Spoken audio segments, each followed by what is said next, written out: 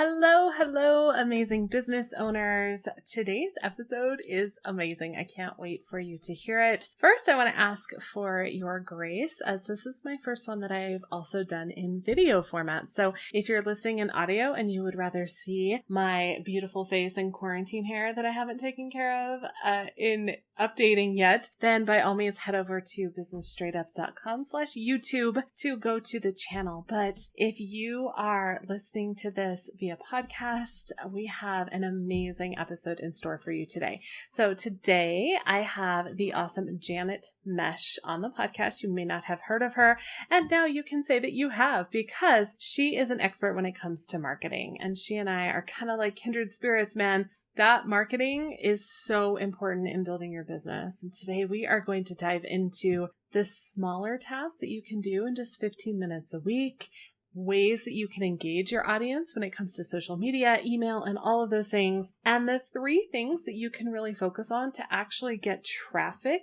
on your website as well as social.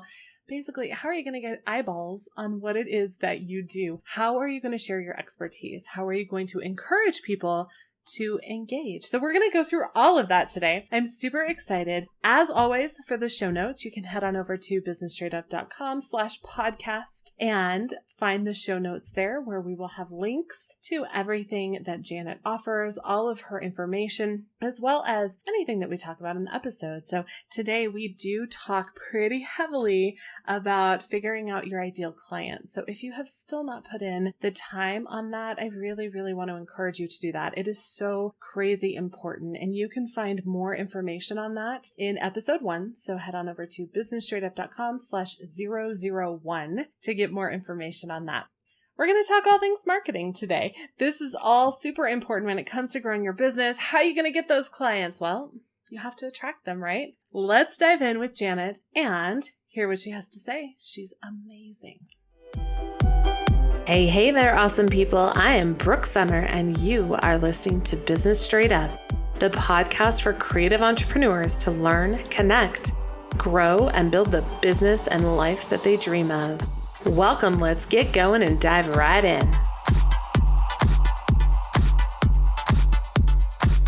Hello.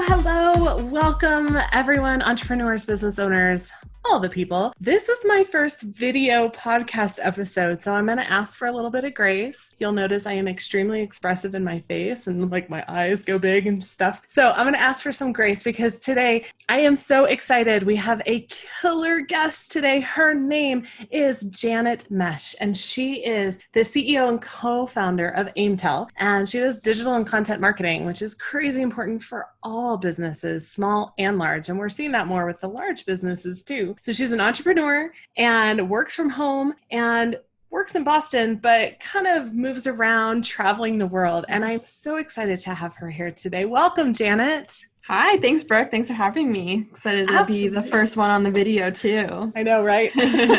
I'm like, ooh, mascara, a little lip gloss. I know, right? It's like, get dressed up while working from home. Right? I decided to just put on my t-shirt that says Friday is my second favorite F word, because I was like, oh, that's appropriate. We're kind of matching, actually. That's true. It's like a color scheme we got going on here. Thank you so much for being here. I feel like there's been a huge break for me personally when it comes to podcasting and guests, just because, having the kids home, and it's very challenging to record with the kids. So I'm excited to be back talking with amazing business owners. I'm so glad you're here. Can you tell me a little bit about your journey? How did you get to where you are right now? Yeah, definitely. Thank you. So like you mentioned, I'm Janet. I'm the CEO and co-founder of Aimtal. And so I started my career, I went to school for marketing communication, just so go back 10 years. Back in the day. Yeah. So I kind of always knew I wanted to work in marketing, but of course, when you get into the quote unquote real world, you figure out what the journey is going to be like as you're walking it. I actually started working at an IT staffing and consulting firm for a few years. That was I never even knew that was a world, of course, when you want to go into marketing and advertising, you want to work with all those really big brands and things like that. Yeah. But I honestly just love the industry, and specifically B2B tech is where we've now I've niched down into. Yes. So I started growing, started kind of from the bottom, honestly, in that company, and then went up to marketing manager and started building out their marketing department, which was a really cool opportunity. And they actually got acquired, and that was kind of coincided at that time in my life. I always say was coinciding with my quarter life crisis. And I decided to move on. And instead of just jumping into a role though, I decided to travel for 4 months with my boyfriend. He could work remotely. So he was always kind of my guiding light that I really wanted to be able to that flexibility of working remotely and working in marketing. And 5-6 years ago, that was not as popular as it is today. It really was super difficult to find jobs with that kind of flexibility and still wanting to be in that specific, creative side of marketing and not in the digital side, but not I didn't want to become a developer or something, you know. Took a lot of time to reflect. So we started travel around South America for 4 months, which was amazing. That is amazing. And then when we came back to Boston, I realized I could kind of have that flexibility by working with started kind of working with some agencies to get that experience, and started also freelancing and looking for my own opportunities. And that's really what started kickstarting a lot of where I am today, because I started getting my own clients, really understanding all aspects of an agency and running a business by working with some small ones. So that was really cool opportunities. And my freelance work just really started to grow. And it just got to the point in 2018 where I realized it could just be bigger than what I envisioned it could be. I was I need help. That's kind of what it came down to. It's I don't want to be working 80 hours a week. Right. This is not sustainable. So sustainable we started or fun. Angel. No, exactly. Yeah. Yeah. So that could be an entire, you have some amazing episodes on self-care as an entrepreneur and burnout, because it is so real. Oh my gosh. And it's isolating. You don't even have someone to talk to about that. And then they think you're crazy because you run your own business. You should be happy with that, right? Right, exactly. Yeah, I saw a funny quote recently, online. It was if you want to learn everything there is to know about sales, product, marketing, finance, operations, just start your own business and you'll figure it all out at some point. You have to, yes. So we started Aimtal in 2018, and we've grown since then.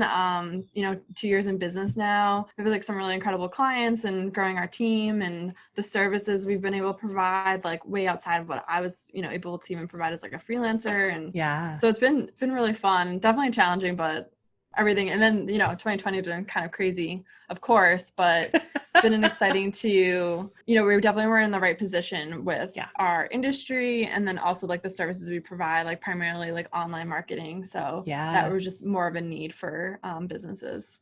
Absolutely. I love that. It's so funny that you went into IT staffing, because I was an IT professional. So I was one of those people that you were staffing.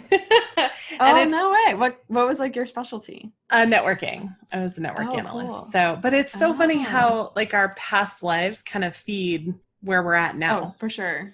Right? Definitely. The past jobs and the past things that you've specialized in now become major skills in what you're doing now. And I love watching that transition for people. Definitely. Also, the people network that you create, there are people that I worked with that former companies or client, went to other companies, and then they introduced me to clients or different people. And it's just it's so important just to area of your journey you're on is doing the best you possibly can, because I've definitely realized how important your reputation is, and it does follow. And what people remember, and reaching out to you 5 years later, oh, you have an agency, let's work together. It's really cool. Well, and especially the way you treat people. I think that people don't think that will follow them, but it absolutely does. So that's Maya Angelou's that quote. I'm gonna botch it, but people don't remember what you say or what you do, but they'll always remember how you make them feel. That is how I built my photography business. And it's so funny. People are well, what's the secret? What do you do? And I can give you all the strategy, but the bottom line is that when you make people feel important, they will keep coming back over and over again, because everyone wants that, right? Totally. Absolutely. So one of the things that you said in your pre-podcast details is that it's important to take a holistic approach to marketing. And I absolutely agree. And I see so many people focus on only one thing, one tactic, instead of looking at a bigger picture, the umbrella. What does this mean to you? What do you mean by holistic? Pretty much what you just said is when someone thinks of marketing, they're like, oh, I just need to like grow my Instagram channel. Oh my And it's gosh. like, definitely you have to, but and there's so many things that go into it, of course. Like it's like, well, is your target audience on Instagram? If they are, great, then Yes. definitely focus there. But when you're thinking like as a business owner and part of a company, like when you're building out your marketing strategy and like how you want to reach like your ideal customers and like prospects, Mm-hmm. you want to take like a larger view, like a wider view of where your customers are engaging online. I'll speak specifically to online because that's like where we focus. Because sometimes like social media is like super important. It's like that one-to-one connection, but Mm-hmm. then you can maybe like neglect like what's like your like email process like, and like that Yes. nurturing people on email. You're maybe even ignoring that you should start a podcast or things like that. A lot of the time we find like people are like, oh, I just want to grow like my followers on social. And it's like it's a much like larger like conversation and like strategy behind. What I'm seeing a lot of too, and is really important, is like when you take this holistic view, you're really thinking of like the problems you're solving for your customers is really what is like the crux, and like having that empathy towards that, and then expanding it like across like your entire like brand and your experience. Because there's like kind of like what's happening now, especially like 2020, is like really amplifying this. Like people are like losing a lot of trust in like Yes. everything.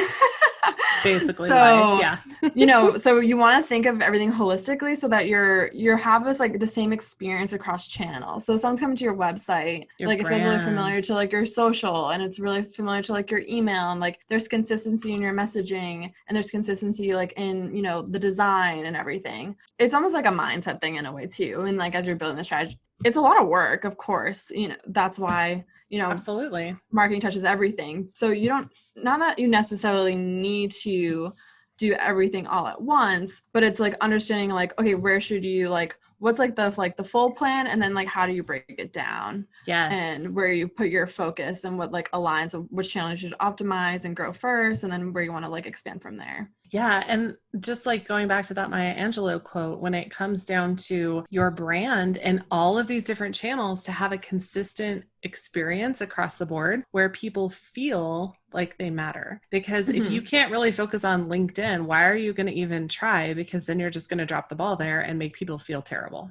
Yeah, right. That kind of like comes back to like this, like if you're like an actionable tip would be like mapping out like on like we do for like clients like a calendar of like what we're planning, and like kind of putting some planning ahead of it. Mm-hmm. And it may feel like a big effort, but then once you kind of like you schedule things and you set everything up, it just everything's going out consistently, and people like that Yes. creates like that dependability of like, oh, like I know I'm gonna be able to like get this information or something like Mm-hmm. delightful. But that's also what it comes down to too, is like tying the strategy back to like what are you solving for like your prospects and customers. It's not really like about you, it's about them. And that's a Yes. hard thing to wrap your head around. You're like, I want new business and I want to like hit my revenue Mm-hmm. goals, and but like your customer cares about like what part of like their life are you going to like help improve. Yes. Well, and when you focus on that aspect of it and you have a mindset of serving instead of Mm-hmm. taking, and I don't mean taking, like taking sounds negative, but when you have a mindset of serving someone and figuring out how you can help them, then the floodgates open.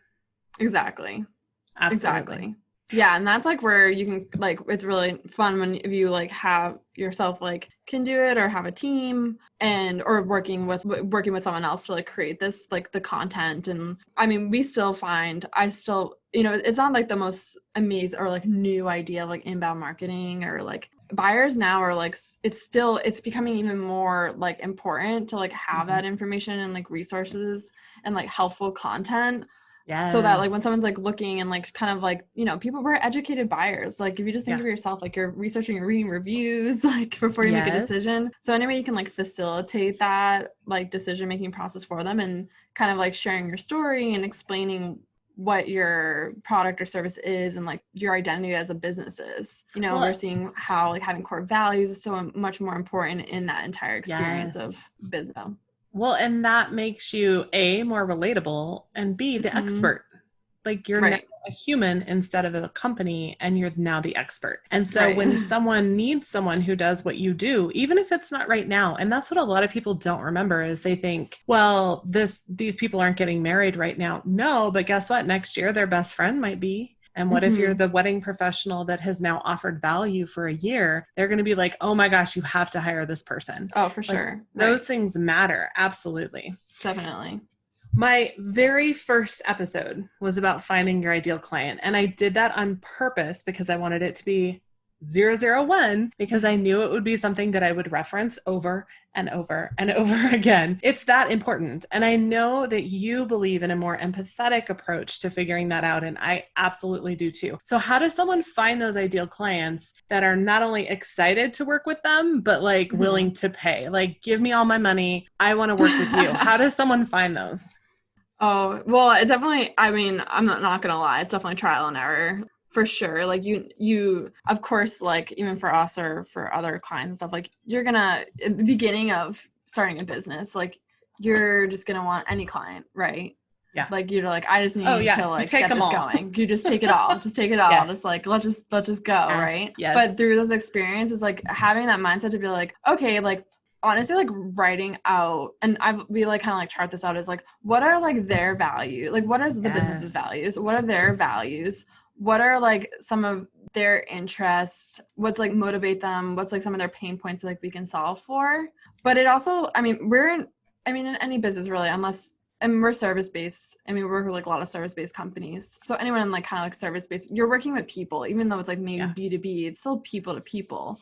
Sometimes I kind of like on that kind of that empathy is like, of like what's like your kind of like energy levels of like when you're connecting with someone and speaking to them, like do they like it kind of comes down to like, do they respect you, like your expertise in this area? Like, do you respect them? There's so many levels to it. And honestly, what's really important as if you're growing, like say specifically like a service-based business, is that you're kind of getting picky a little bit of like who you want to be working with. And I think it's actually totally okay to be picky and like have those boundaries. And to say no. Yeah. And that's like, it's so okay. I know people don't like to hear that, but right. I know it's hard. And it's hard when you have to pay your bills too, right? You totally know that if you take this job that's not really a good fit, that, hey, it would set you up financially a little better. But in the end, those are the biggest headaches that you will ever have. Yeah. What is like that gonna be on like your mental health, your energy levels, like your relationships with like other people, like personally for your team? A bad client could like really just, it can damage a lot of things. But then a great client, like working with someone, it's a game changer, you know? It is. So I don't know. For me, sometimes it's like following that excitement. We get very clear too.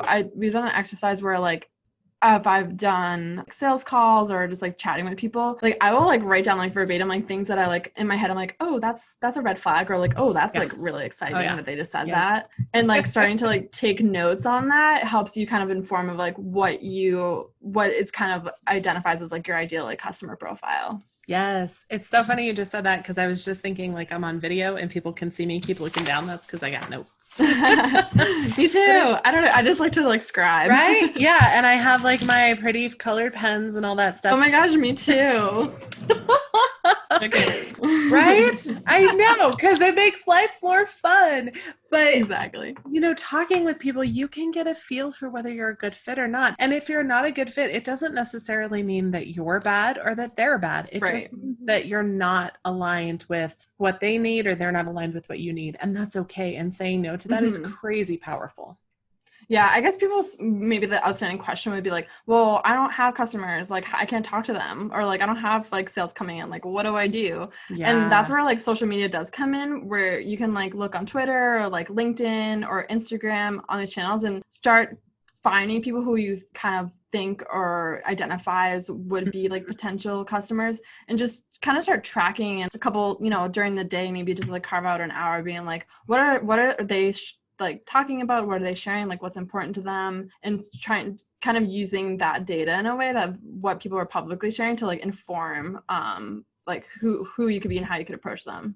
Yes. And the vibe that you put out as well is what you will attract back. And a lot of people, like the saying is, your vibe attracts your tribe. And it's very true, but a lot of people don't consider that when they're constantly putting drama on social.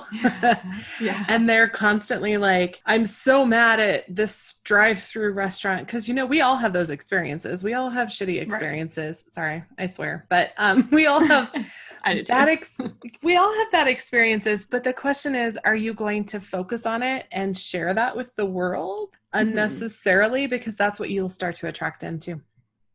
Definitely. Absolutely. I've started like meditating a little bit before like hard like meetings or things like that. I'm like, yes. And instead of being like, I want this, like we need to have this, like that almost like comes from this like place of desperation. It's more like Absolutely. we will receive kind of shit like those like really minor like self-talk and like having that mindfulness. It actually is really powerful. It sounds a little funny, but changing your words is huge. Yes. Or like you're like what you envision. Like sometimes I'll envision someone like signing the contract. We send something over there, like they're like really excited and almost like you're like visualizing like what the potential could be like in a positive way. And usually it can manifest into that. Do you know what's so funny is that is actually neuroscience. Literally, it's science. It's not something that we're just making up and it might work. I started learning about this years ago, and one of my coaches said, you can never say neuroplasticity to a client. You will scare the hell out of them. And I'm like, no, it's true, actually. Yeah. Yeah. But it is true. Like it's like connecting all the new, like connect. Yes. Like, I'm not speaking. I'm a marketer. I'm not a neuroscience. I know. I'm going to botch the research. It's so interesting though. And I'm not saying you have to go out and learn all this stuff, but when you know a little bit about it, you can actually start to incorporate that into your marketing too. Like I was just writing email templates yesterday, and one of them was a recommendation on what does it look like to work with you? I want you to paint the picture for someone, because when they can see it in their head, they're more likely to make that happen physically. Right. And that is a huge part of marketing. Definitely. Yeah, definitely. I love that. Yeah. There's a fear of the unknown, right? Yes. You're like, well, like, what am I supposed to expect? Like, if we're going to work together, or like, what is the process, or like, what's that going to look like? So that kind of, it gets like into like almost like the selling stage of like being clear on like what your approach is and like what that experience will be like, and like forecasting it for them and communicating it back. So they're like, oh, okay, that sounds great. Or, they can give feedback on what they prefer. Yeah, because even if it's not something that they would call a fear, because we always talk about addressing fears, right? But a lot of people may just have kind of trepidation about doing something. They may not think of it as a fear. So how can you address that in your marketing up front so that when they are ready, they're like, there is no one else I want to hire. It's just you. Right, exactly. And like a nice way actually to do that too is when you do have like customers and people who are like interested in like who are like willing to like you can be public about what you've done for them and like the impact you made for them. The customer like marketing and like storytelling like serves that really well. It's like, hey, we've done this for like XYZ client, and then people can see themselves in that position as well. Yeah. So like case studies, and this is what I've done in the past, and especially for, I think, service-based businesses, because I work primarily with service-based. People want to know that, hey, I'm not your first. Right. Yeah. Actually, now that I think about it, I would say that like wedding photographers do that really well. They always like write a blog post about like what the ceremony was like, the whole experience. And like sharing like pictures and like you can see like the actual product, you can like, you are like, oh, I feel like I attended that wedding. That was amazing. Like they did a great job. And to see those details and know that someone paid attention to those details too also makes the bride and groom feel amazing, right? Like, oh, they saw that. I didn't even see that. Right. That's awesome. Calling all boudoir photographers or people who want to be boudoir photographers. If you are not booked with the clients and the revenue that you want and need to keep your business going, chances are there's a disconnect in your marketing. So what the hell is it? The biggest mistake boudoir photographers make in marketing is treating it like marketing for any other genre. They think they can slap up a website or a Facebook group and women will be lining up to work with them, and they're setting themselves up for failure. And I get this, and I understand because I did it too. So the big question becomes, how do you grow your boudoir business to meet your revenue goals without working yourself into the ground? My very popular class from WPPI is now available online, and you, my friend, are lucky enough to be able to get in while you can watch it live and have your questions answered in real time. Check out businessstraightedup.com/BMM, and we will go through all things boudoir marketing. This class had such high raves at WPPI. Someone even said said it was the best class she's ever taken at WPPI. So join us. Set yourself up for success when it comes to marketing. I will walk you through all of it. I can't wait to see you in class. businessstraightedup.com/BMM to register. Have an amazing day. I see so many business owners choose to focus entirely on social media. So whether it's Facebook groups or Facebook or Instagram, and I am constantly telling my students, I feel like a broken record, that they need to be including other things as well. And people tend to think that I hate social media, and nothing could be further from the truth. I am on Facebook I love all social day. media. Yeah. I have issues. Obsessed. It's like bad. I'm like addicted. Right? But I also know how important it is to have other options too. So from your perspective, do you think that a focus that is primarily geared towards social media is ideal? It is if like you have like, and that's where it kind of comes back to like the overarching strategy. Part of our approaches is like using kind of coming back to like the content you're creating or like some of that value. You're sharing like what you do or like what your like service or solutions are for your like customers on social. In the mix of like what you're posting should be things that are like tied back to something of value for them that they can like access like on your website or like some sort of like content that you're bringing people back to like your home base. Like if you think of like your website as your home and then like social as like all the places you're going out like to network with people, but like the goal is like you want to make friends and like have them over for like cocktails. But you know, you got to go to the bar first. I don't know, that's a terrible like analogy, but what's interesting about social is like you always have to keep in mind, what we always keep in mind too, is that you don't own those platforms. So you do want to like generate your lead. We say like generating your leads. Like you want to start building your own audience that you like actually own, and you can do that like through your website and like setting up like the right forums and like getting then eventually like building it. So you could consider like starting an email newsletter, so you have a little bit more of a direct connection with them, things like that. Yes, and I always tell my students, even if you're not using it right now, start building it. Because you just never know. And they're like, no, my Facebook group is good. And I'm like, what if Facebook decides to shut down groups tomorrow? Now, I'm not going to say that they are, but what if they did? Yeah, and the Facebook group is like an amazing place for engagement. Absolutely. But then like from the Facebook group, like if you're putting together like a workshop or something, then people sign up through that. And that's like a really like natural, easy way to like begin to receive people's like information, so that you always like kind of have that like safety, even if you're not going to take action on it, which is fine. But maybe a year from now, you're like, wow, I really wish I was building that like a year ago. Kind of like, you know, or like you just gotta start. Yes. And Facebook ads strike fear into my heart. It's just not my strength. But someone told me, I think 3 years ago, she said, just put the pixel on your site.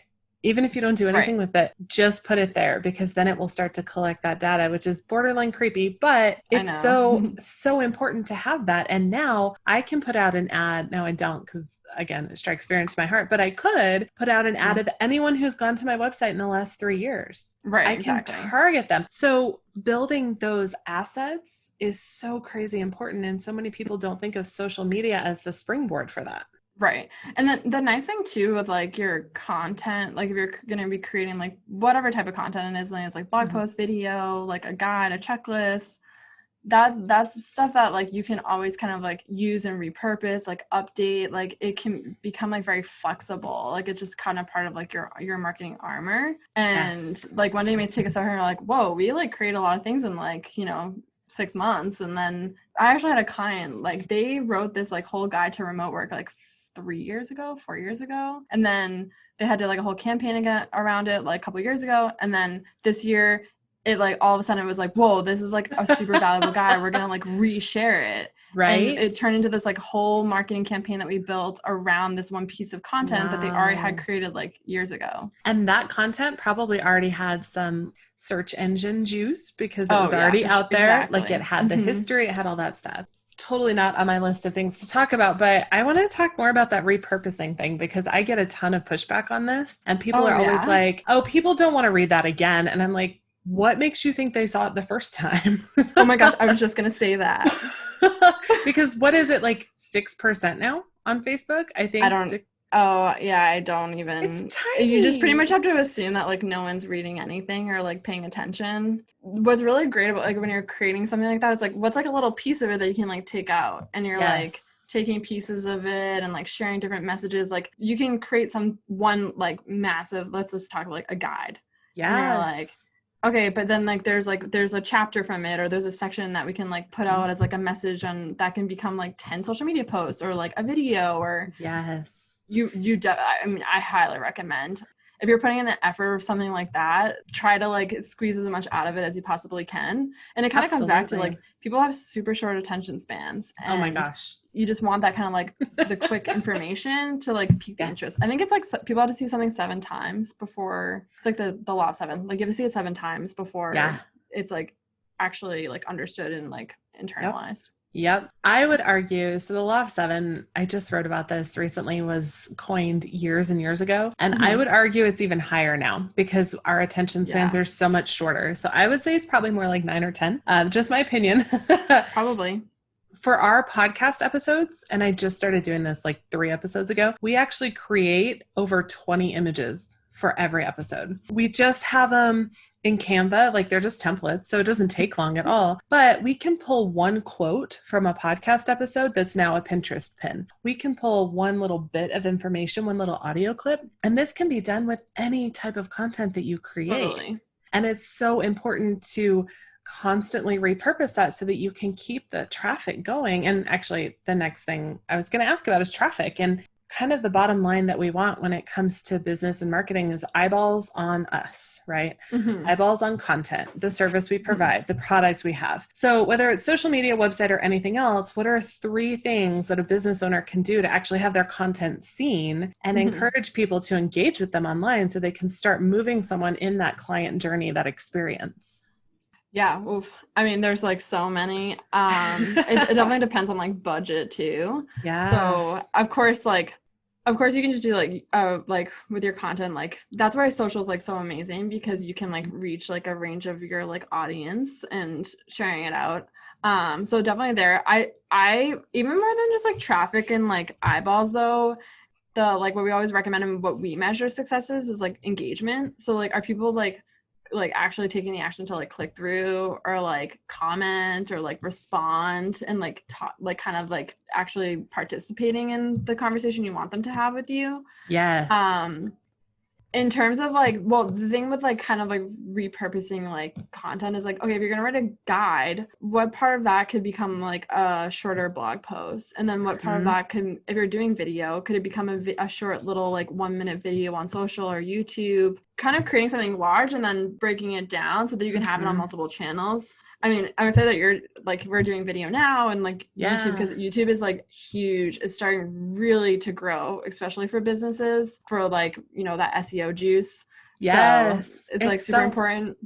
People don't know that Google is the #1 search engine in the world, but they automatically assume, and my phone is waking up because I said Google, but they automatically assume that like Yahoo or something else is #2, and #2 is YouTube. Yep. And then I think #3 is like Pinterest. Yes.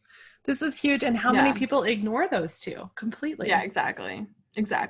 Yeah, and that's like the other like kind of back is like, you don't need to, and the recommendation is not to just be like on every single channel. We actually like for our clients, they're like, oh, we should be like on here. And I'm like, no, actually, like let's start back to like, who is your customer and like where are they engaging? And then because like a lot of our clients, it's like LinkedIn, Twitter, and YouTube.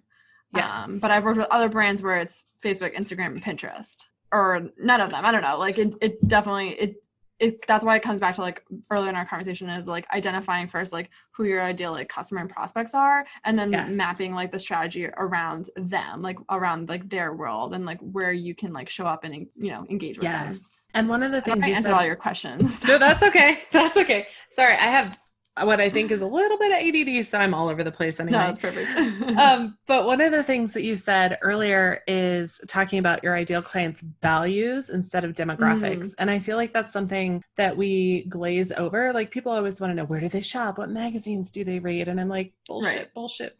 Like what are they facing in their life right now? What huge decision is happening in their world so that you can step in and help? Exactly. Like who are they trying to impress, or like what are they trying to like achieve in their life, in their career or personal life, or and sometimes like we have to like take a step back and it's like, our service or like business or product is like one small piece maybe of like their whole world. Like Yes. maybe you're improving 5 minutes of their day, but like at least you're improving 5 minutes. Yes. Sometimes that's hard for me personally because I'm like, Totally, me well, too. this isn't life altering. I shouldn't talk about it that way, but it could be for someone It could else. be.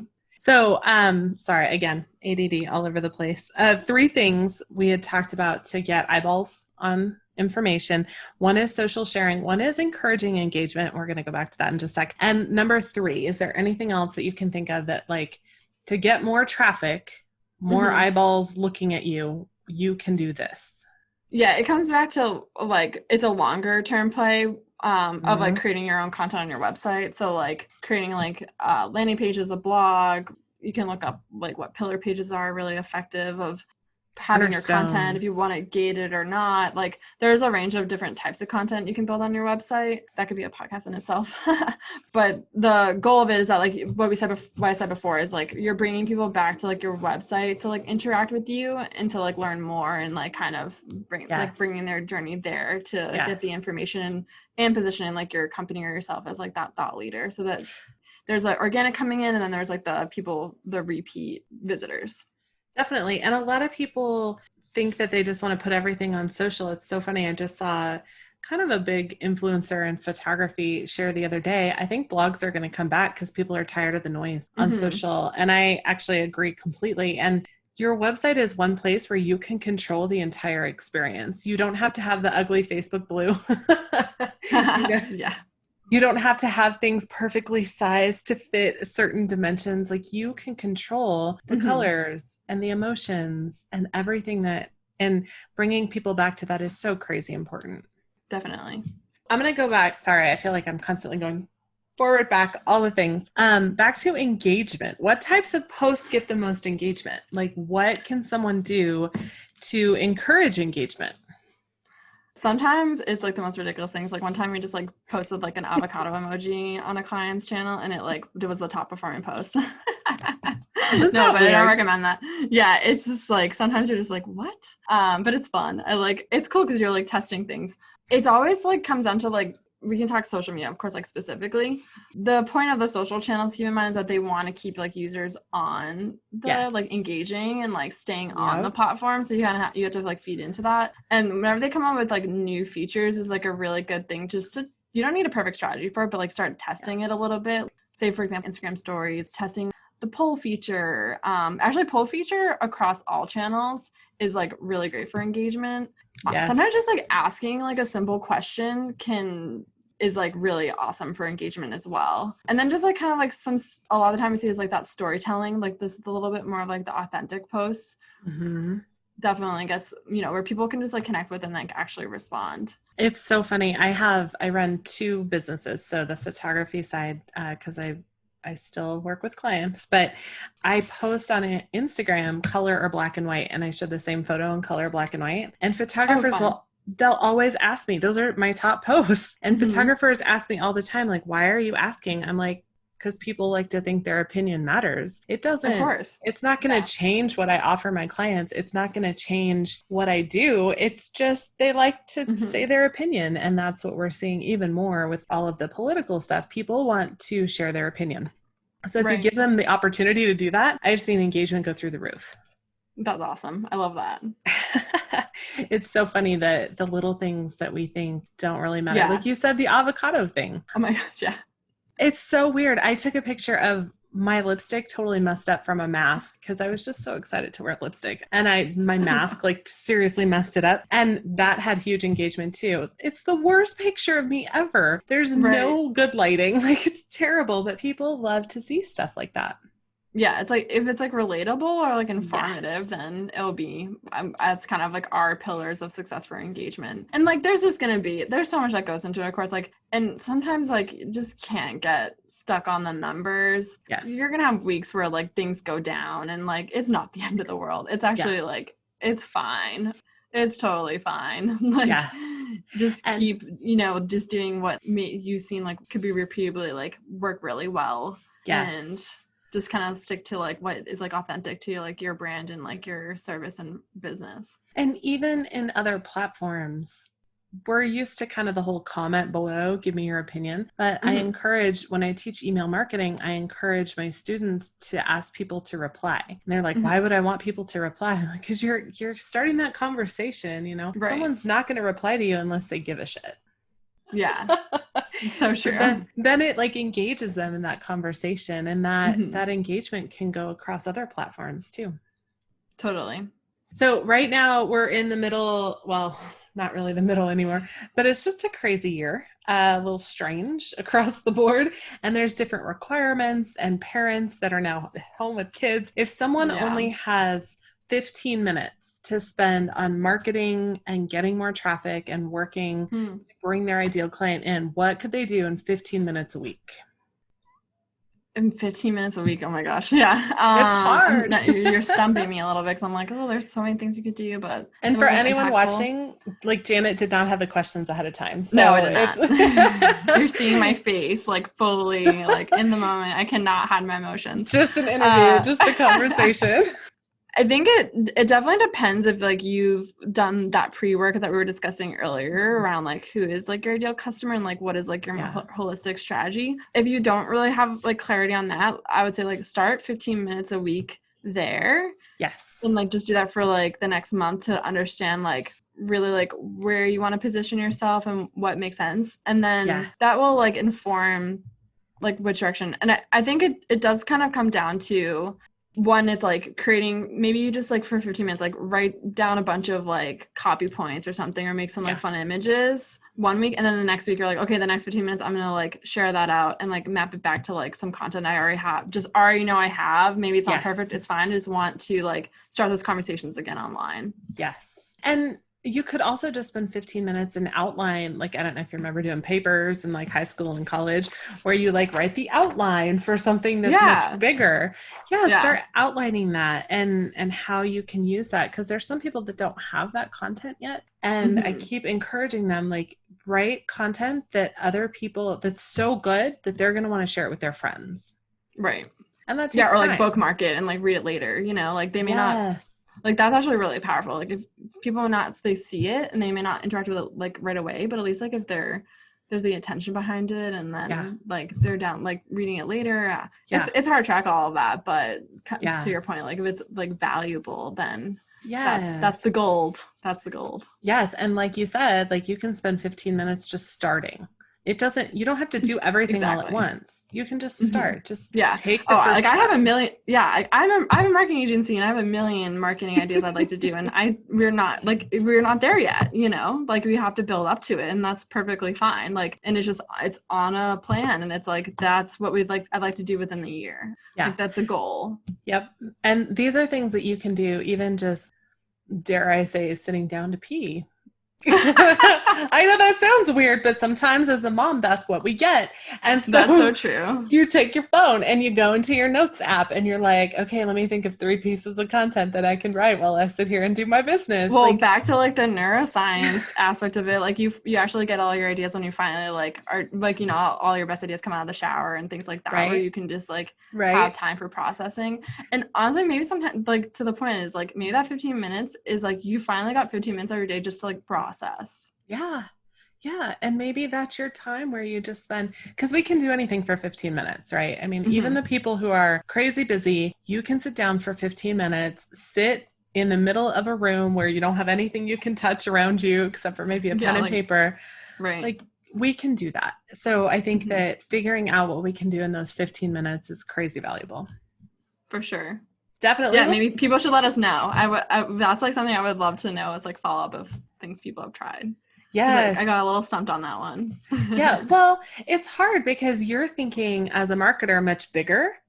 And so like taking those first steps, because I find myself in the same thing. Like I come up with this idea and I know it's going to take me 3 hours, but what can I just do right now? Like what is the tiny, tiny step? And sometimes it's harder when we're used to marketing. Yeah. Kind of break it down a little bit.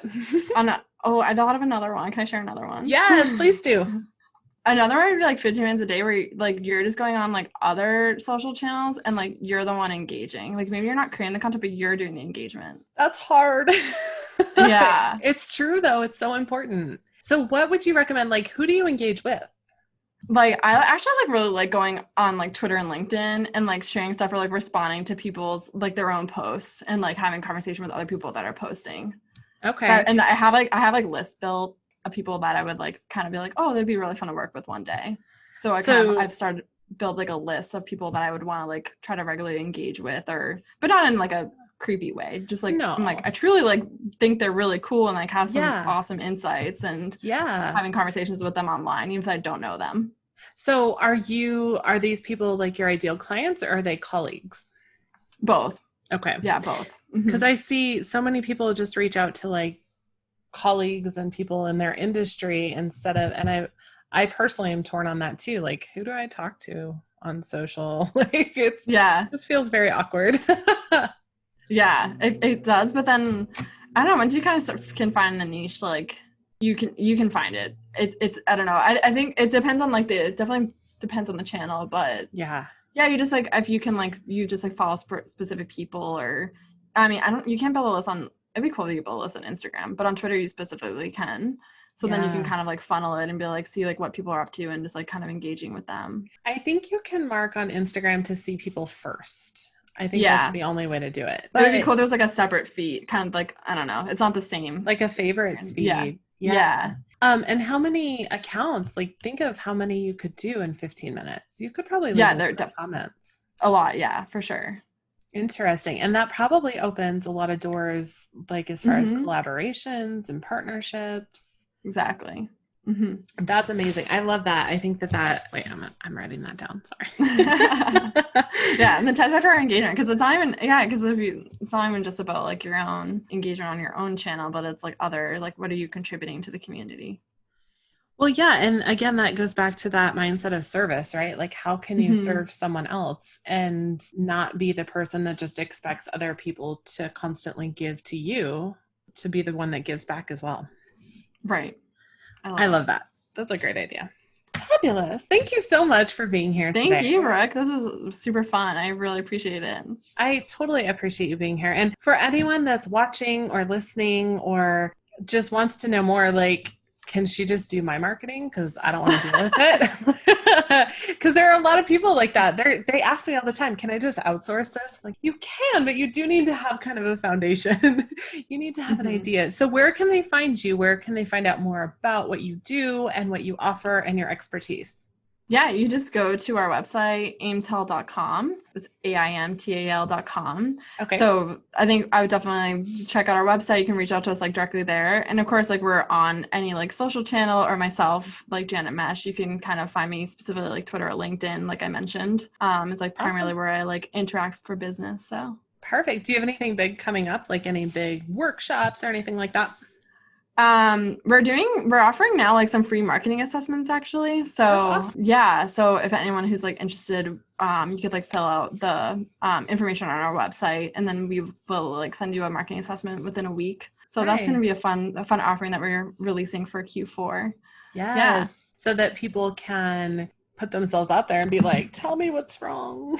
Or like to your point, like maybe even like helping you just like start your like foundation, so you know like where to like focus, or like some like opportunities and gaps, and then you know just giving you a little bit of a jumping off point so you don't feel so alone and figuring out like what is my marketing strategy. Yeah, it does feel alone in so many ways.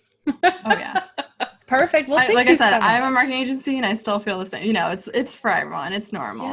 Yeah. And it's important to take advantage of the connection points that we have when we have them, because they are so limited. It's not like you're going to work and now you all of a sudden have access to all these people.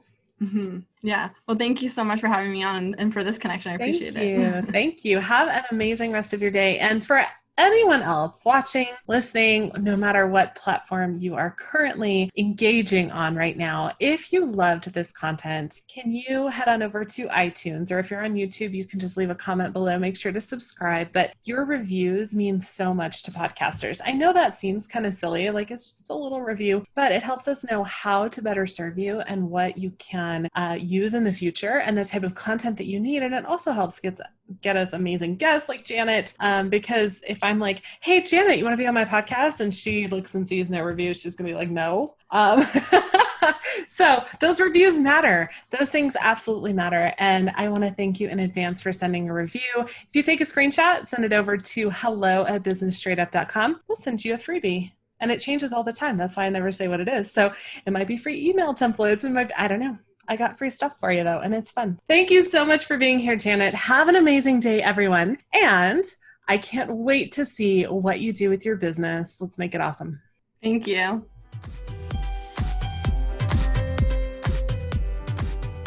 Thank you so much for listening to Business Straight Up. I'm so glad that you could join us today.